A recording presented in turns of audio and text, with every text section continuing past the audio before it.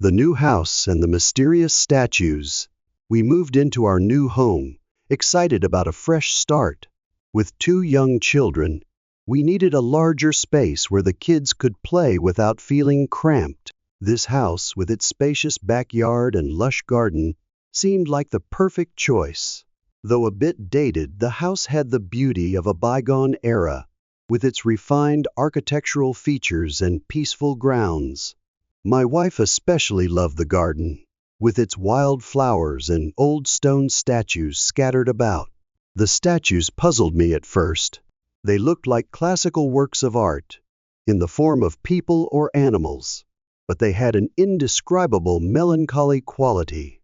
They bore the marks of time, covered with moss. Some were cracked, giving the impression that they had been there for a long time, even longer than the house. My wife thinks they add charm to the garden, but I just think they're a bit odd. Anyway, I don't mind them much. Day 1. A strange feeling. We were so busy cleaning and arranging things that we didn't notice the small details. That night, after things had settled down, I stood at the kitchen window, looking out at the garden. The pale moonlight cast a mysterious glow on the statues. One of the statues, a tall, imposing man, caught my eye. It stood with its back to the house, as if looking out at the woods in the distance. The next morning, while I was making coffee, I glanced out the window and realized something was wrong. The statue was now turned around, facing the house. At first, I thought I must have remembered wrong. Maybe I hadn't been paying close enough attention yesterday. But all day long, I couldn't shake the feeling that something was very strange. The days after, the strange thing repeats. 2 days later, I noticed that another statue had changed position. This time it was a stone dog statue. It had been in the corner of the garden, between two bushes, but had now moved closer to the path. I decided to take a closer look. I measured the distance from the statue to the fence and tried to remember its exact location. But then in the evening, when I went out again, it was gone.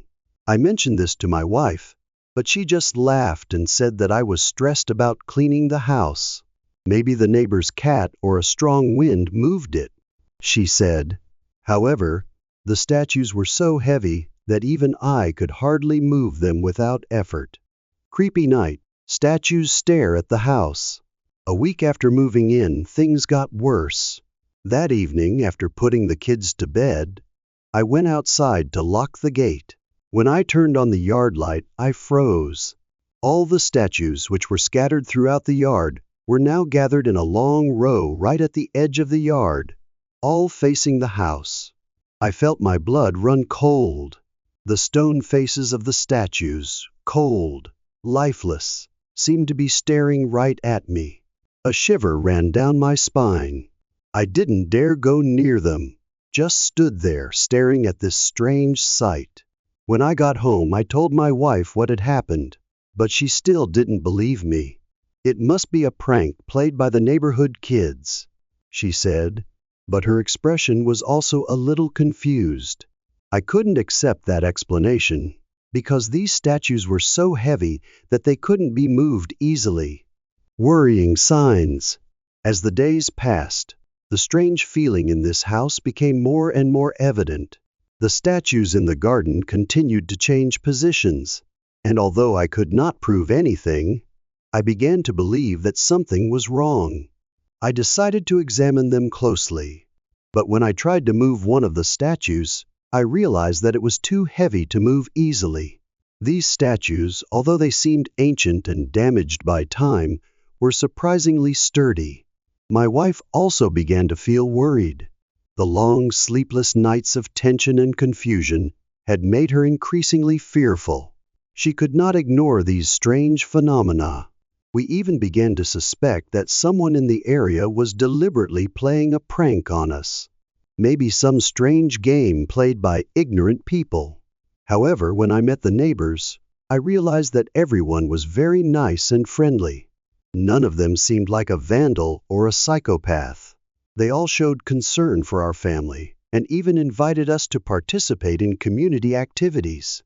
But soon, something really disturbing happened. A scary morning. One morning, I went out to check the yard as usual. As I approached the wall of the house, I was startled to see the words scrawled in black paint on the wall. "Get out of here." The letters seemed to be hastily drawn, seemingly written in a fit of anger. I stood still, unable to believe my eyes. Each word sounded like a brutal threat, and it made me feel an intense fear. At that moment, I almost dropped everything I was holding. A feeling of confusion and helplessness filled me. This was not a joke, but a clear and threatening warning. I rushed back to the house, pulled my wife and children inside, locked the door, and immediately called the police. However, although they arrived in time, they could not find any trace of the culprit. They only said that it was probably the work of some harasser in the area. But none of the neighbors we met had any characteristics that resembled a vandal. I told myself that this would be the end of it, but I knew it was only a temporary feeling. Something bigger was going on in this house, and I felt it every day. Creepy scene. One weekend night, as we were preparing dinner in the kitchen, my wife's scream suddenly cut through the quiet.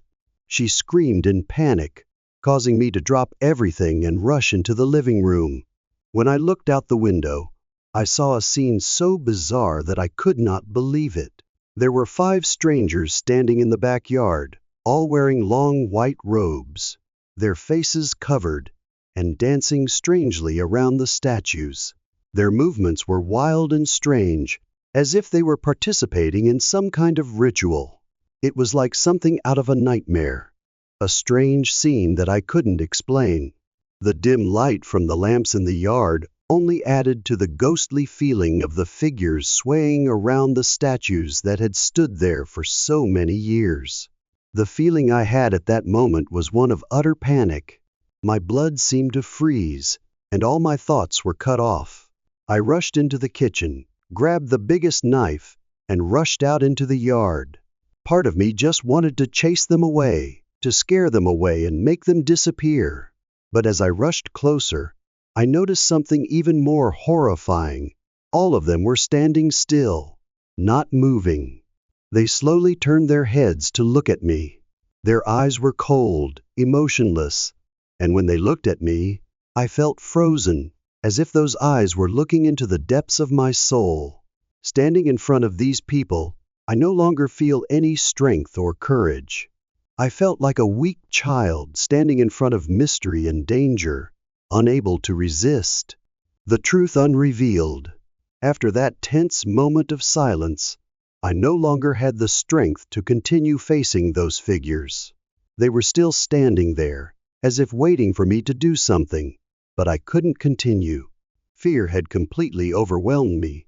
I turned back and ran into the house, closed the door tightly, and sat in the dark with my wife and children. We didn't dare turn on the lights, nor did we dare talk. Only the sound of heavy breathing and the eerie silence were our companions. That scene still haunted me, and I couldn't stop thinking about the strangers in the yard, the strange statues, and the threatening words on the walls. What was really going on in this house? Had we accidentally entered another world, where the statues were not only works of art but also portals to mysteries that had yet to be revealed?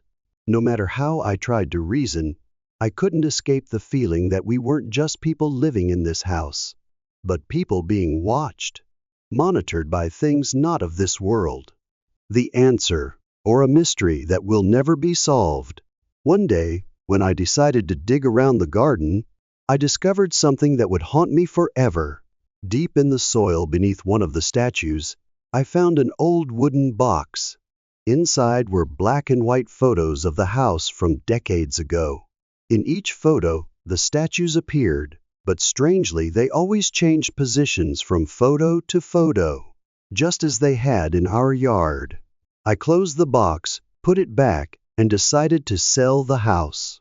My family moved away not long after, but to this day, whenever I think about that house, I can't help but feel a shiver. Who or what did those strange things? And why? I don't think I want to know the answer. Chapter 1. A New Life Begins. We decided to leave the crowded city and look for a more peaceful place to live. Lisa didn't like living close to her family, and we both agreed that distance was the best way for us to build a new life. After months of searching, we found a house in the middle of the New Mexico countryside, a quiet place with not many people passing by. Living in New Mexico was not too new to us.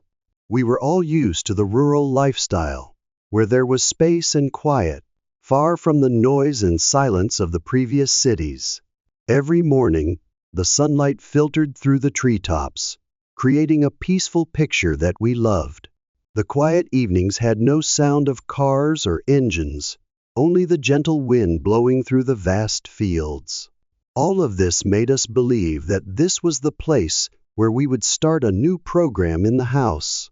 From the first step into the house, I felt a strange peace. Although the house was old, it did not have the nostalgic beauty that I felt very close to. The pale wooden walls, the dry wooden doors with traces of time, and the large windows that let natural light shine into every corner of the house. In particular, the basement was a place I rarely paid attention to, because there was no special reason to go down there. However, the quietness and fresh air of the house made me feel that everything was wonderful. Lisa was the same. She seemed very satisfied with this roof, although sometimes she still seemed worried about having to get used to a new life in a faraway place. But from the moment we moved into this new house, I felt that something was wrong. Although the roof had a nostalgic and cozy beauty, sometimes I could not explain the strange feeling I had. The first few nights, I couldn't sleep well. Every time I was in the bedroom, a strange cold feeling came over me, even though the temperature in the house didn't change. I couldn't pinpoint the feeling, like someone was watching me from afar. However, I didn't want to worry Lisa, and I tried to convince myself that I was just not used to it yet. A week after we moved in, I started to notice more strange things. Every night when we were getting ready for bed, I often heard strange sounds coming from the basement. First there were noises. Then there was a noise like something being dragged across the floor. I thought it was just the normal sounds of the old house, but the uneasy feeling inside me didn't go away. I didn't tell Lisa about these sounds for fear that she would worry, so I just kept quiet and tried to ignore it. One day, while I was working in the living room, I had to stop in case I accidentally discovered something. The lights upstairs started flickering strangely. First the electric lights, then the lights in the living room, then the bedroom. Although I had checked the house's electrical system when we moved in, these slight things seemed unusual. I couldn't figure out the character. As an electrician, I knew how to solve such problems, but this time things didn't seem so simple. At most, I decided to go down to the basement to check. The lights in the house were still flickering, and I couldn't help but feel like something was wrong. When I went down the stairs, the air in the basement became cold and damp in a normal way. I couldn't find anything around because of the weak light from the ring light in my hand. There was a kitchen in the basement, but there was nothing unexpected. Just old things and a few graphic storage boxes. I checked the electrical panel, opened each compartment in the control panel, but found nothing. However, as I was about to turn back, a sound was heard from a dark corner in the basement. It was a sound like something falling to the ground. I couldn't tell what it was, but my curiosity made me move closer. When I turned towards the sound, I found a small door in a dark corner of the basement. It was an old door, unlike any other door in this house. It seemed to have been abandoned and unused for a long time. This made me wonder if anyone had ever entered here, or if this door had a purpose. I stood there, filled with confusion and curiosity. Should I open this door? Maybe I was too worried about the strange things I sensed. But in a moment of resolution, I realized that I couldn't choose this curiosity. Chapter 2. The Secret Door. I couldn't stop thinking about the strange door I found in the dark corner of the basement. At first, I thought it was just a normal storage room, where things were stacked in a messy pattern from years of neglect. However, as I got closer, I realized that this door was unlike any other door in the house. It was very thick, taller than usual, and seemed to be designed to protect something very important, something that not everyone had access to. This door had a special appearance, with intricate carvings on the door frame, patterns that I had never seen before. Especially the lock. It was unlike any other lock I had ever used. It looked ancient, but there was a strange modernity in the structure. I couldn't take my eyes off it. My curiosity, which I had long considered my faithful companion, was aroused strongly within me. I couldn't leave a secret like this undiscovered. After a while, I decided to try some old keys I found in nearby drawers. The keys were worn, scratched, and looked like they had been forgotten for a long time. I tried turning them in the lock, hoping for some miracle. However, I failed. Every time I tried, the door remained still, showing no signs of moving. However, that failure didn't discourage me. In fact, it made me want to find out the secret behind this door. What was hidden inside? Why was the room so well guarded? These questions kept going round and round in my head. When I told Lisa about the door, her reaction made me skeptical. She didn't seem surprised or interested. Instead, she calmly said that it was a safe room, and there was nothing to worry about. Her words seemed to be trying to comfort me, but she couldn't hide the evasiveness in her voice.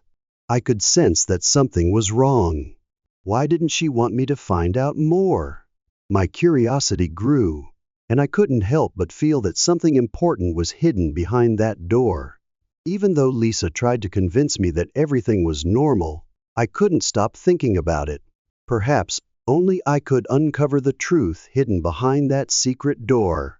Chapter 3. Conversation with the Previous Owner. Out of my insatiable curiosity, I decided to contact the previous owners to ask about the mysterious door I had discovered. At first, I thought they would give me some useful information, maybe details about the room that I didn't know, or at least explain why the door seemed so heavily guarded. However, my conversation with them took a completely different turn, and it became one of the strangest conversations I've ever had. When I mentioned the door, their voices suddenly changed. I could hear the nervousness in their voices, as if they were trying to dodge my question. "That door?" they asked, their voices slightly confused. "It's just a safe room, nothing special."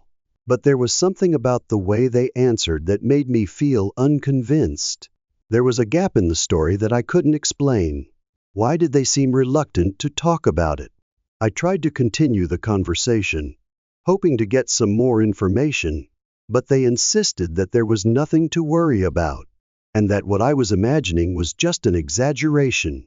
I refused to stop, deciding to ask directly, "Is it possible to open that door? Or can you provide me with the key?" I hadn't expected my question to make them so tense. "The key?" they replied, a little embarrassed. "1. I lost the key, and I assure you there's no need to worry about it anymore." Their tone was as if they were trying to dispel my curiosity. But this explanation was too simple, too unconvincing. How could a key be lost so easily, especially when the door seemed so important? At this point, I felt a vagueness hanging over the conversation. What was really hidden behind these brief explanations? Why didn't they want me to find out more about that door? These questions kept swirling in my head, and I felt more and more like I was facing a big secret that the previous owner was trying to hide. Whatever they said, I couldn't accept that simple explanation. Such a door, such a safe room, couldn't just be an ordinary item in this house. I decided that I wouldn't stop here. If I wanted to know the truth, I would have to find out for myself. Chapter 4. secretly entering the room. Finally, after many nights of thinking and making unanswered phone calls, I decided to hire a locksmith. I knew that this action would make things dangerous, but I couldn't give up the curiosity that led me to the secret door. After waiting for a long time, the locksmith was finally able to open the door. The sound of the bolt turning echoed in the quiet space, and a feeling of excitement welled up inside me. When the door opened, I couldn't believe my eyes. The room inside was unlike any space I had ever imagined.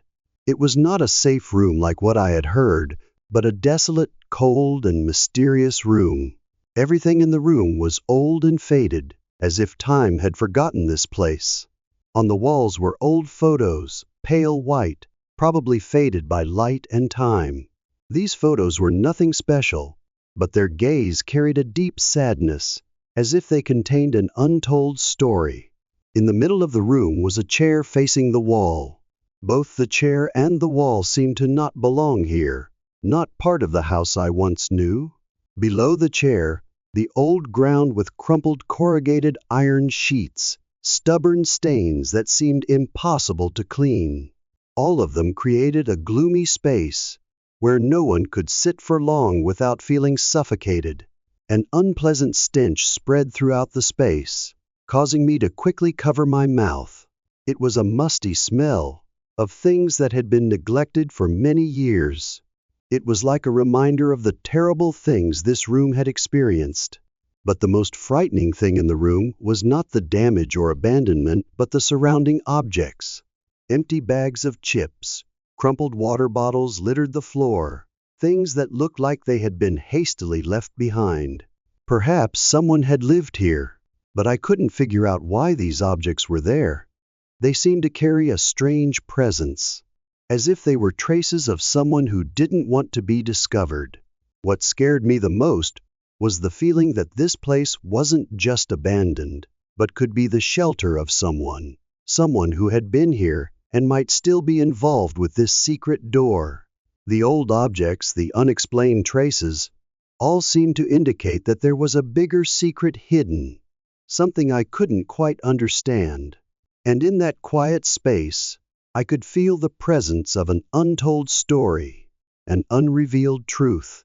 That feeling weighed on me, making me unable to stop and continue to explore everything around me. Chapter 5: Unexpected Discoveries. My curiosity seemed to have no limits.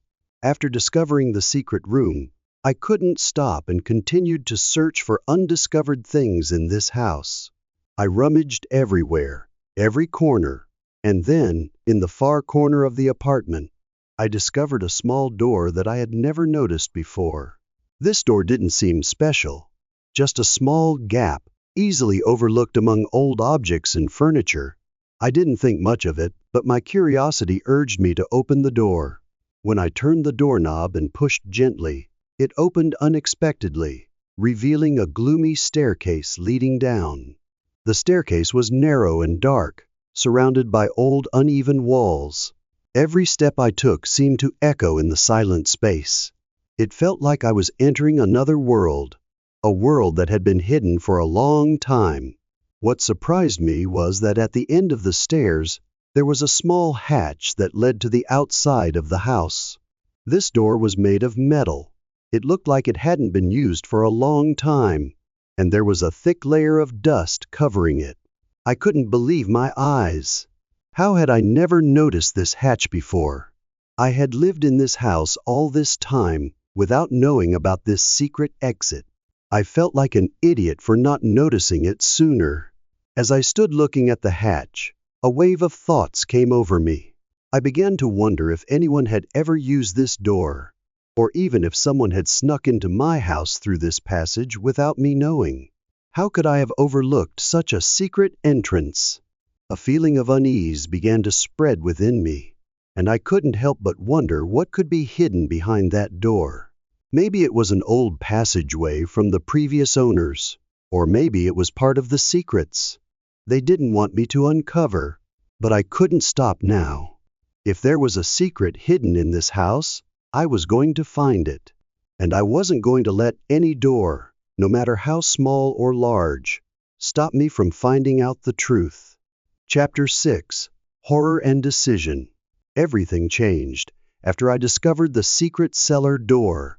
It was not just a small discovery, but a big shock to me and my wife. The strange events in the house suddenly became a bigger worry than ever. Along with the unexplained disappearances, the feeling of insecurity increased day by day.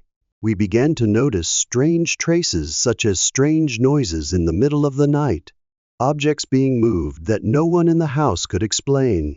We tried to push those strange thoughts away, but we couldn't. Every day the feeling of anxiety grew, as if someone was watching us. And when I discovered that someone might have lived in this house before, I felt a vague but strong fear spread through my body. Someone had been here, someone had walked through these hallways, and I couldn't figure out what they had done or what their past was that I didn't know about. I couldn't stop thinking about the questions. Who had lived in this house before us?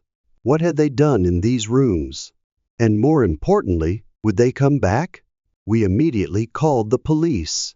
They came and did a search, but they couldn't find any trace that could prove that anyone had lived in this house other than the previous owner.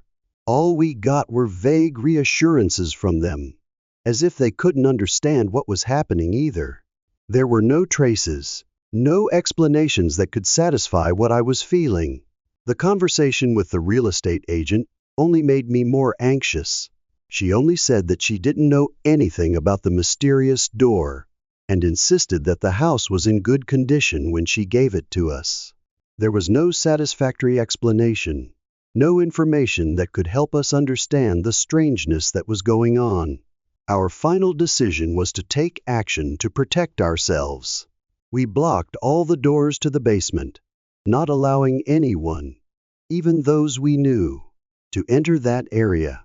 This basement had now become a forbidden place for us, a place that held secrets that we did not want to explore any further. However, despite all the efforts we had made to protect ourselves, I knew that strange things could still return at any time. And once this secret was revealed, it would not be easily hidden. Chapter 7: The Nightmare Isn't Over. That night, as we prepared to go to bed, everything seemed to have become artificially peaceful. The house was silent, except for the quiet sound of the clocks on the wall and the dim light from the hallway. I thought everything had been resolved, and we could sleep peacefully after all the stress of the past few days. But then, a loud noise came from the front door, making my wife and I jump in surprise, our hearts pounding in our chests. The noise wasn't a normal collision. It was something strong, as if someone was pushing the front door hard. I quickly stood up, and at that moment, the sound of a dog barking frantically from the yard rang out. The growls, the barks as if someone was waking everything up in the dark.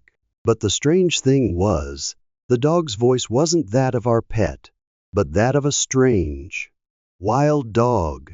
Both of us were silent, not daring to breathe loudly.